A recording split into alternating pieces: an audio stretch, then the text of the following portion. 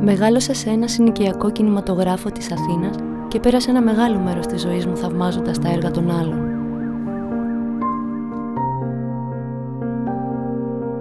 Εδώ και 2 χρόνια ζωγραφίζω για τον τελευταίο κινηματογράφο της Ευρώπης που επιμένει στις χειροποίητες αφίσες. Όπως παλιά, τότε που η μαγεία μιας ταινίας αιχμαλώτιζε τους θεατές πριν ακόμα μπουν στην αίθουσα.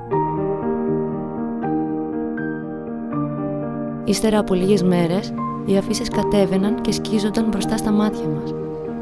Έργα τέχνης με διάρκεια ζωής 2 εβδομάδων χάνονταν για πάντα. Σήμερα όμως ξέρω, οι ζωγραφικές αφίσες δεν πεθαίνουν. Οι άνθρωποι δεν τις ξεχνούν. Απλά περιμένουν με ανυπομονησία την επόμενη.